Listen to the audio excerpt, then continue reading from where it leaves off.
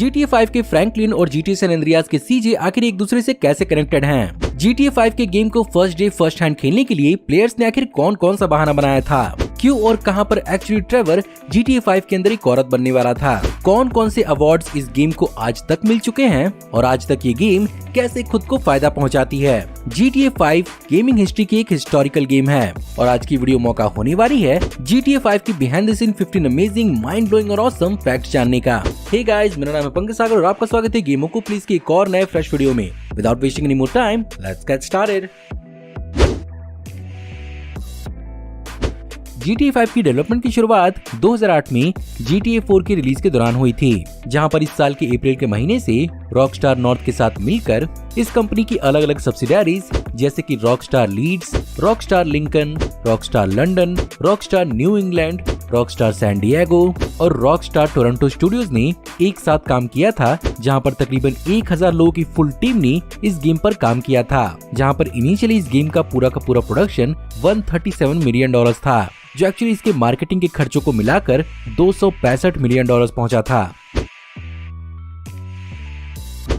Of course आप में से बहुत सारे लोग ये बात तो जानते ही होंगे कि आज के modern day video game characters को प्ले करने के लिए रियल लाइफ एक्टर्स का इस्तेमाल किया जाता है, जो मोशन कैप्चर देते हैं अपने कैरेक्टर्स को, जिसके कारण इस गेम के 3 मेन लीड कैरेक्टर्स में से नेड ल्यूक ने प्ले किया था माइकल के कैरेक्टर को, स्टीवन ऑग ने प्ले किया था ट्रेवर के कैरेक्टर को और शॉन फॉन्टेनो ने प्ले किया था फ्रैंकलिन के कैरेक्टर को।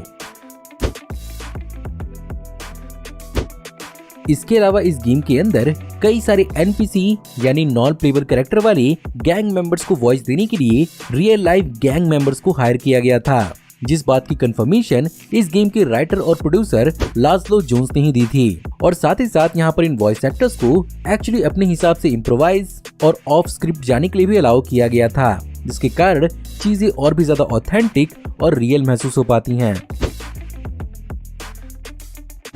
ट्रेवर के बारे में हम सब जानते हैं कि वो गेम के अंदर कितना बड़ा पागल था, लेकिन इस पागलपन को एक्चुअली रिफ्लेक्ट करने के लिए इस कैरेक्टर के एक्टर स्टीवन ऑग ने actually behind the scene method approach को अपनाना शुरू कर दिया था और वो अपनी अजीब हरकतों से बिहाइंड द सीन क्रू और कास्ट के बीच में पॉपुलर हो गए थे, जहां पर वो कई बार सेट्स पर सिर्फ और सिर्फ अंडरवेयर में ही घुमा करते थे। साथ ही साथ यहाँ पर मेथड अप्रोच माइकल के एक्टर नेड ल्यूक ने भी अपनाया, जहाँ पर उन्होंने अपने कैरेक्टर की तरह ही वेट गेन किया था। इसके अलावा क्या आपको मालूम है कि GTA 5 के अंदर फ्रैंकलिन के वॉइस एक्टर शॉन फैंटानो ओरिजिनली इस रोल को प्ले नहीं करने वाले थे, बल्कि उन्हें इस कैरेक्टर के वॉइस एक्टर को ढूंढने की जिम्मेदारी सौंपी गई थी। लेकिन उनके रियल लाइफ के साउथ लॉस एंजलिस के कनेक्शंस और बैकग्राउंड और उनकी ओवरऑल पर्सनालिटी को देखकर उन्हें ये रोल दे दिया गया। इसके अलावा क्या आपको ये बात मालूम है कि GTA सैन एंड्रियास के अंदर CJ को अपनी आवाज देने वाले यंग मेले रियल लाइफ में शॉन फैंटानो के कजन हैं। GTA 5 का ये वाला लोडिंग स्क्रीन तो आपको याद ही होगा। वेल अपेरेंटली ये लोडिंग स्क्रीन एक बहुत बड़ा पंगा बनी थी, जिसका इस्तेमाल करके actually American actress Lindsay Lohan और कैरन ग्रेवानो ने रॉकस्टार को सू किया था, इस चीज को क्लेम करते हुए कि यहाँ पर रॉकस्टार ने उनकी पर्सनैलिटी और लाइकलीनेस का इस्तेमाल किया है बिना उनकी परमिशन के। ऑफ कोर्स अल्टीमेटली ये क्लेम फेल साबित हुआ और दोनों ही एक्ट्रेसेस को कुछ भी नहीं मिला। अब ऑफ कोर्स ओपन वर्ल्ड के अंदर इस गेम को ठीक से रिप्रेजेंट करने के लिए यहाँ पर बहुत ही एक्सटेंसिव रिसर्च करनी पड़ी थी, जहाँ पर इस गेम की team previously Grand Theft Auto San Andreas के मैप के मॉडल को ही रीमेक करना चाहती थी, लेकिन उन्होंने जल्दी ही रियलाइज किया कि सैन एंड्रियास का PlayStation 2 का जमाना बहुत पहले बीत चुका है और अब चीजों को और भी बड़ा और डिटेल दिखाने की जरूरत है, जिसके कारण यहाँ पर रियल लाइफ में अमेरिका के लॉस एंजलिस को बहुत ही हेविली रिसर्च किया गया था, जिसमें लगभग 2,50,000 फोटोग्राफ्स और कई घंटों के वीडियो फुटेज भी जुटाए गए थे। साथ ही साथ कई सारे हिस्टोरियंस और टूर गाइड से भी डेवलपर्स ने कंसल्ट किया था। इसके अलावा गैंग, उनके बिहेवियर और यहाँ के लोगों को समझने के लिए डेवलपर्स ने FBI तक को कंसल्ट किया था। साथ ही साथ कई सारे लोकल गैंग मेंबर्स और माफिया से भी कंसल्ट किया था और तो और लॉस एंजलिस के कई सारे प्रिजन्स को भी उन्होंने एक्सप्लोर किया। इसके ऊपर से भी कई सारे गूगल मैप्स और स्ट्रीट व्यू प्रोजेक्शंस का भी इस्तेमाल किया गया है और तो और कैलिफोर्निया के कई सारे रियल लाइफ अट्रैक्शन को भी इस गेम के अंदर इंक्लूड किया गया है। रहा नहीं जाता, तड़प ही ऐसी है ना। इस लाइन को एक नया मतलब दिया GTA 5 के अर्ली गेमर्स ने, जहां पर एक्चुअली GTA को फर्स्ट हैंड फर्स्ट डे खेलने के लिए बहुत सारे लोगों ने GTA 5 के लॉन्च डेट पर सिक लीव लिया था। जहां पर IGN के एक सर्वे के हिसाब से तकरीबन 11,000 प्लेयर्स में से लगभग 5,000 प्लेयर्स ने इस गेम को खेलने के लिए छुट्टी ली थी, जिसमें से लगभग 2,000 प्लेयर्स ने अपने काम से सिक लीव का बहाना करके छुट्टी लिया था, जिसके कारण यहाँ पर इस पूरे के पूरे फिनोमेना को एक्चुअली GTA फ्लू भी कहा गया था और लोगों ने तकरीबन रात के 12 बजे से ही स्टोर्स के बाहर लाइन लगाना शुरू कर दिया था। वैसे अगर आप GTA 5 के एवरेज गेमर हैं तो आपने इस बात को तो नोटिस कर ही लिया होगा, लेकिन फिर भी मैं बता देता हूँ कि इन तीनों की तीनों कैरेक्टर्स की अलग अलग पर्सनैलिटी को बहुत डिफरेंट तरीके से दिखाया गया है, जिन्हें basically different type of GTA players के हिसाब से बनाया गया था। जहाँ पर जैसा कि माइकल की पर्सनैलिटी एक रिटायर्ड क्रिमिनल की है, वो रिप्रेजेंट करता है GTA 5 के उन प्लेयर्स को जो GTA फ्रेंचाइजी के फैन हैं और उसके ट्रोप्स को जानते हैं। फ्रैंकलिन की पर्सनैलिटी यंग है और वो ईगर टू लर्न है, बिल्कुल उन्हीं गेमर्स की तरह जिनका GTA से सामना GTA 5 से ही हुआ था। साथ ही साथ ट्रेवर एक क्रेजी मेनियक है, बिल्कुल GTA के उन गेमर्स की तरह जो अपनी लिमिट्स टेस्ट करते रहते हैं और क्रॉस करते रहते हैं। साथ ही साथ क्या आपको मालूम है कि इन कैरेक्टर्स के एक्चुअली इंडिविजुअल फोन्स भी अलग हैं और यहाँ पर इन्हें इनके बजट के हिसाब से इन्हें अपने फोन दिए गए हैं। फॉर एग्जाम्पल माइकल का फोन बेसिकली आईफोन पर मॉडल किया गया है, वहीं पर फ्रैंकलिन का फोन ब्लैकबेरी पर मॉडल किया गया है और वहीं पर ट्रेवर का फोन उस समय के one of the cheapest Windows phones पर मॉडल किया गया था। आज GTA 5 अपने ऑनलाइन सर्विस से इतना ज्यादा सक्सेसफुल है कि लगभग एक दशक बाद भी उसे अपनी ऑनलाइन सर्विस से प्रॉफिट मिलता रहता है। लेकिन क्या आपको मालूम है कि इस चीज को और भी ज्यादा एफिशिएंट GTA 5 के गेमर ने ही बनाया है। जहां पर इनिशियली जब GTA 5 के ऑनलाइन सर्विस को लॉन्च किया गया था तब यहां पर एक्चुअली इसका लोडिंग टाइम बहुत ज्यादा लंबा था, लेकिन एक्चुअली एक मॉडर ने इस चीज को बहुत ही अच्छे से फिगर आउट किया और लोडिंग स्क्रीन टाइम को तकरीबन 70% से कम किया, जिसके कारण यहाँ पर रॉकस्टार ने उसे तकरीबन $10,000 अवार्ड किए थे, जिसके बाद इसका एक नया पैच रिलीज किया गया था।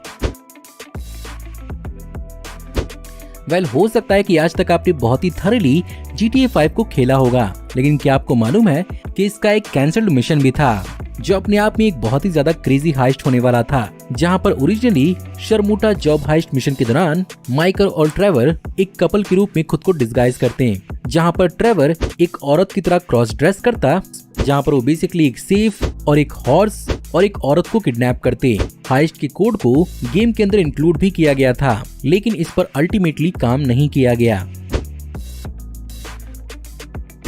इसके अलावा कैंसिल मिशंस की बात आ रही है तो कैंसिल प्लान्स के बारे में बात कर लेते हैं। और यहाँ पर एक्चुअली ओरिजिनली पहले GTA 5 के अंदर फ्रैंकलिन बहुत ही पहले मरने वाला था, जिसमें एक्चुअली प्लेयर्स की डेथ विश चुनने के बाद फ्रैंकलिन को मारते हुए दिखाया जाता और इस पार्ट का भी कोड गेम के अंदर इंक्लूडेड है। और यहाँ पर फ्रैंकलिन के मरने के बाद उसका फ्रेंड लमार एक प्लेबल कैरेक्टर होता। GTA 5 की ओरिजिनल स्क्रिप्ट एक्चुअली 3,500 पेजेस जितनी लंबी थी, जो एक हिसाब से उतना सरप्राइजिंग इसलिए नहीं है क्योंकि यहाँ पर एक्चुअली मेन प्लॉट के साथ साथ साइड मिशंस और कई हजारों NPCs के भी डायलॉग्स को रिकॉर्ड किया गया था और यहाँ पर तकरीबन 1,60,000 लाइन्स ऑफ डायलॉग्स रिकॉर्ड किए गए थे।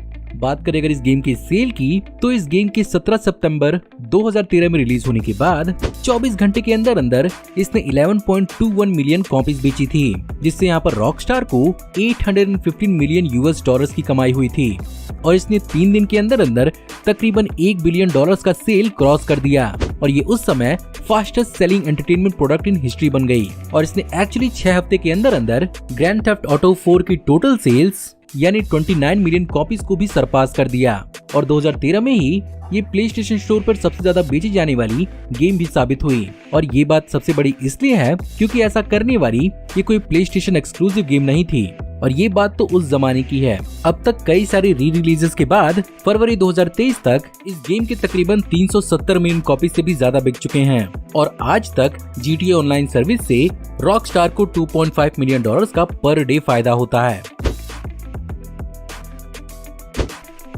इसके अलावा अगर बात की जाए इसके क्रिटिकल रिस्पॉन्स और अवार्ड्स एंड नॉमिनेशन की तो आप इस गेम की आज तक की पॉपुलैरिटी से इस बात का अंदाजा लगा सकते हैं कि ये एक अवार्ड विनिंग गेम है जो अपने नाम पर हजारों नॉमिनेशंस और अवार्ड्स को बटोर चुकी है, जिसमें इसे सबसे पहले 2012 के स्पाइक वीडियो गेम्स अवार्ड के अंदर मोस्ट एंटिसिपेटेड वीडियो गेम का अवार्ड मिला था। साथ ही साथ इसने अपने लॉन्च के साथ ही गेम ऑफ द ईयर का अवार्ड CNET एज और 31st गोल्डन स्टिक अवार्ड्स के अंदर जीता था। इसके अलावा इसी गेम के लिए रॉकस्टार गेम्स और रॉकस्टार नॉर्थ को बेस्ट स्टूडियो और बेस्ट डेवलपर का अवार्ड एड से मिला और इसने बाफ्टा एकेडमी फेलोशिप अवार्ड के अंदर 10th British academy video games award जीते। एंड डेफिनेटली अगर मैं यहाँ पर सब गिनाने बैठ गया तो ये वीडियो बहुत लंबी हो जाएगी।